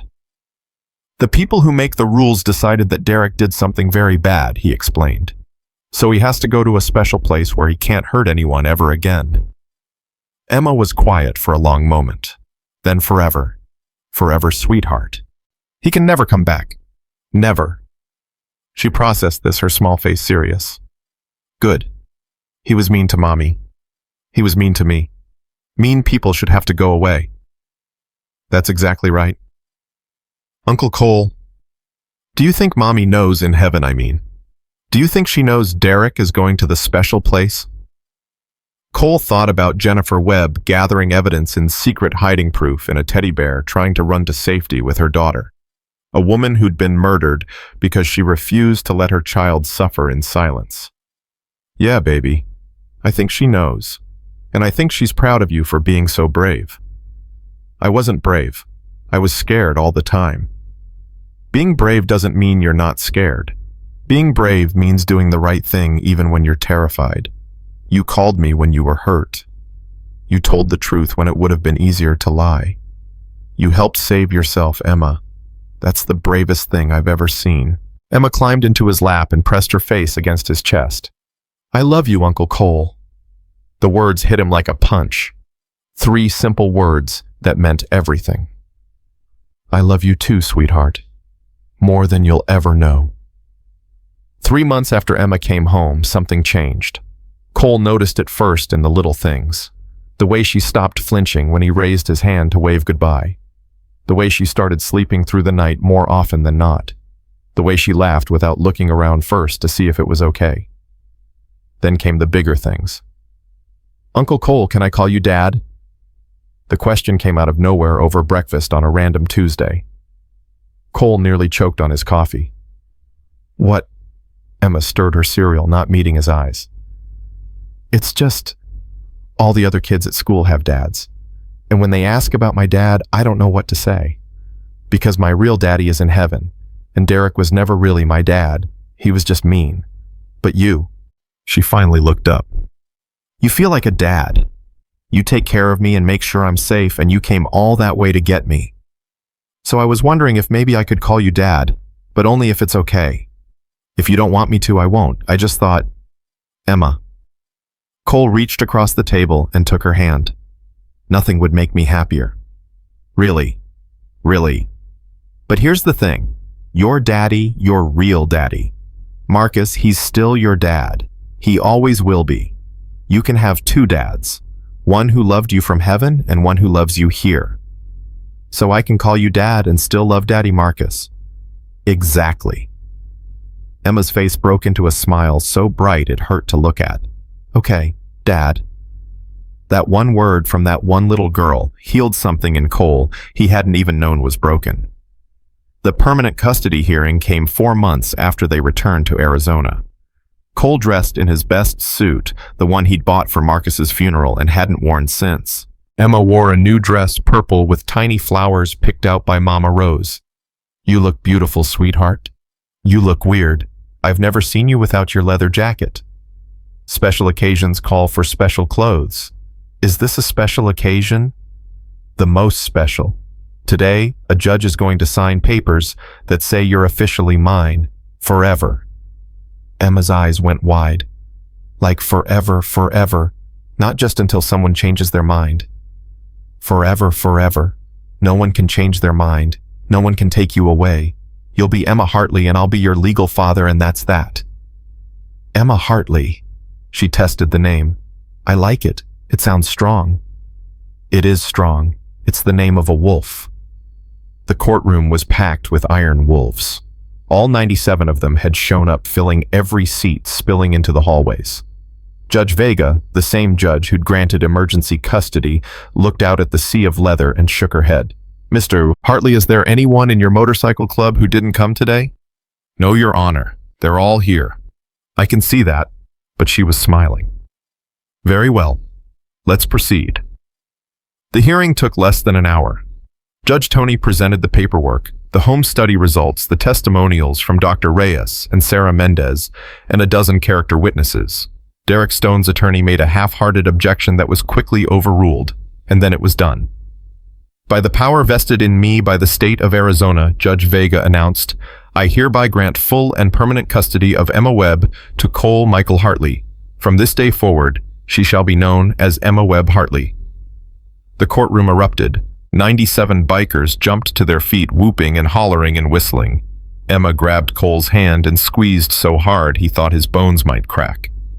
Is it real, Dad? Am I really yours now? You've always been mine, sweetheart. Now it's just official. Outside the courthouse, the pack formed two lines again, just like they had at the hospital. Emma walked between them, her new dad at her side, while 97 voices rose in a single chant. Wolf, wolf, wolf, wolf. Emma stopped in the middle of the corridor and turned to face them. Her small voice rang out clear and strong. Thank you for saving me. Diesel stepped forward, kneeling to her level. You saved yourself, little wolf. We just showed up for backup. Best backup ever. Emma threw her arms around his massive neck. Thank you, Uncle Diesel. One by one, she hugged them all. Mama Rose and Ghost and Reaper, Spider and Judge Tony, and the dozens of others whose names she was still learning. Each one got a squeeze and a whispered thank you, and each one tried very hard not to cry in front of their brothers and sisters. They failed. Every single one of them. That night, the pack threw a party at the clubhouse. It wasn't anything fancy. Burgers on the grill, beer in coolers, music playing from someone's phone. But to Emma, it was the most magical night of her life. She ran around with the other kids, children, and grandchildren of club members who'd become her instant friends. She ate 2 hot dogs and a mountain of potato chips and a piece of chocolate cake bigger than her head. And when she got tired, she curled up on Cole's lap and watched the adults talk and laugh and tell stories about her daddy. One time, Diesel was saying, Marcus bet me $50 he could eat a whole ghost pepper without drinking anything. This was in Syria, middle of summer, hot as hell. He pops that pepper in his mouth, starts sweating immediately, but refuses to give up. Ate the whole thing. Then he spent the next 3 hours crying in the latrine. Did he win the bet? Emma asked. Yeah, he did, but he said it wasn't worth it. He couldn't taste anything for a week. Daddy was stubborn, Emma said proudly. He was the most stubborn person I ever met, Diesel agreed, until I met you. I'm not stubborn. Kid, you argued with a FBI agent for 20 minutes about whether purple was better than blue. Because it is. Purple is way better. See stubborn. Emma crossed her arms. That's not stubborn. That's just being right. The adults burst out laughing, and Emma grinned, pleased with herself. Cole held her a little tighter, marveling at how far she'd come. 4 months ago, this child had been hiding in a hospital bathroom, too scared to speak above a whisper. Now she was arguing with grown men and winning. Jennifer would be so proud. Marcus would be too. Around 10 o'clock, Mama Rose tapped a bottle to get everyone's attention. I have an announcement, she said.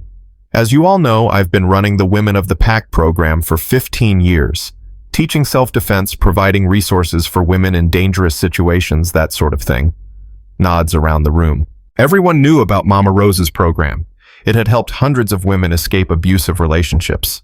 Well, I've decided to expand it. Starting next month, we're going to add a children's component. Self-defense classes for kids. Age-appropriate education about recognizing abuse and asking for help. And most importantly, a guarantee that any child who reaches out to us will be protected. She looked at Emma. We're calling it Emma's Shield, because a 7-year-old girl reminded us all that even the smallest wolves can be warriors. Emma's mouth dropped open. You named it after me. We did. Is that okay? That's... Emma struggled to find words. That's the coolest thing ever. More laughter. More tears. Cole buried his face in Emma's hair and let himself feel, really feel how much his life had changed. 6 months ago, he'd been a lonely mechanic in a dusty garage haunted by a promise he'd failed to keep. Now he was a father, part of a family bigger than he'd ever imagined, and the architect of something that might help other children like Emma find safety and hope. It was more than he deserved, more than he'd ever dared to dream, and he was grateful for every second of it.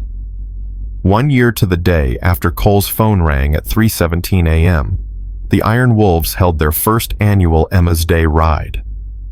200 motorcycles gathered in the Phoenix parking lot where the pack usually met. But this time they weren't alone. Local news crews had come to cover the event. Community members had turned out to wave signs and cheer. Even a few police officers had shown up, good cops who wanted to show their support.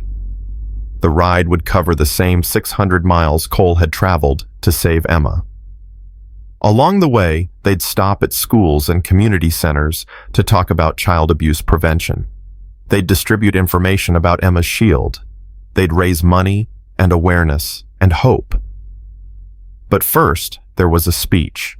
Emma stood on a small platform at the front of the crowd wearing her leather jacket with the wolf pup patch. She was 8 years old now, taller than she'd been, healthier than she'd been, happier than she'd ever been. And she was terrified. Dad, I can't do this, she whispered. There are so many people. Cole knelt beside her. You've faced a lot scarier things than a crowd, sweetheart. This is different. What if I mess up? What if I forget what to say? Then you make something up, or you stop and start over, or you just tell them what's in your heart. He squeezed her hand. These people aren't here to judge you, Emma. They're here because of you. Because your story inspired them, because you showed them what courage really looks like. I don't feel courageous. I feel like I'm going to throw up. That's what courage feels like, baby girl. Now get up there and show them who you are. Emma took a deep breath, then another. Then she climbed up onto the platform and faced 200 bikers and a dozen cameras and hundreds of spectators. Her voice shook at first, but as she spoke, it grew stronger. A year ago, I was in a hospital and I was really scared. Someone was hurting me and no one believed me and I didn't know what to do. But my mommy had given me a phone number. She told me if I was ever in trouble, I should call it. So I did. She looked at Cole. My dad came. He rode all the way across the desert with 97 friends and they saved me. They believed me when no one else did. They protected me when no one else would. Her voice cracked, but she pushed through. My mommy told me once that family isn't just the people you're born with. It's the people who show up when you need them. I didn't understand what she meant then. But I do now. She gestured at the sea of leather and chrome. These are my family. Every single one of them. They came for me, and now they're going to ride for other kids who are scared like I was. Kids who think no one cares. Kids who think they're alone. Emma's eyes found the cameras. But they're not alone. And if any of you watching this are hurting, if someone is doing bad things to you and you don't know who to tell, I want you to know something. There are people who will believe you. There are people who will help. You just have to be brave enough to ask. She wiped her eyes with the back of her hand. Being brave is really hard. I know. I was so scared when I made that phone call. But I did it anyway because my mommy and daddy taught me that doing the right thing is more important than being scared. Her voice steadied. So that's what Emma's Shield is about. It's about teaching kids that they have the right to be safe, that they deserve to be protected, that there's always someone who will believe them even when it feels like there isn't. She looked at Cole one more time. My dad kept his promise to my first daddy. He came when I needed him. And now we're all going to keep that promise for other kids, because that's what wolves do. We protect our pack, and every kid who needs help is part of our pack now. She raised her hand in a fist. Emma's Shield. Wolves forever. 200 voices rose as one. Wolves forever. The roar shook the parking lot. It echoed off buildings and rattled windows and carried across the city like thunder. And in the middle of it all, an 8-year-old girl smiled, because she finally understood what her mother had meant. Family wasn't just the people you were born with. Family was the people who showed up. Family was 98 bikers who rode 600 miles for a little girl they'd never met. Family was a promise kept, a trust honored, a love that crossed deserts and faced down monsters and never, ever gave up. The ride began at exactly noon. Cole led the way, Emma secure in her special seat behind him. Diesel and Mama Rose flanked them. Ghost rode Sweep. The rest of the pack fell in behind a river of chrome and leather stretching back half a mile. They rode out of Phoenix and into the desert past the rest stop where Cole had received Sarah's urgent call, past the state line where the convoy had grown past all the miles that had brought them to this moment. And as they rode, Emma leaned forward and shouted over the engine noise. Dad. Thank you. For what, sweetheart? For keeping your promise. For being my family. For everything. Cole felt tears sting his eyes behind his sunglasses. Thank you for calling me Emma. Thank you for being brave. Thank you for being my daughter. I love you, Dad. I love you too, baby girl. More than anything in the world. The highway stretched out ahead of them, endless and full of possibility. Behind them, 200 motorcycles roared their defiance against a world that had tried to break a little girl and failed. In the sky above, Cole liked to think Marcus was watching, and Jennifer too, smiling down at their daughter, at the family she'd found, at the future she'd claimed. 4 years ago, a soldier had died with a promise on his lips. 1 year ago, that promise had been tested. Today, that promise was stronger than ever. Emma Webb Hartley would never be alone again. She would never be unprotected. She would never have to hide in a bathroom and whisper into a stolen phone, praying that anyone would come. Because she had a dad who loved her. A pack who protected her. A legacy that honored her. Because 98 bikers had shown the world what loyalty really looked like. Because some promises once made could never be broken. The Iron Wolves rode into the sunset, carrying one little girl toward a future she'd almost lost.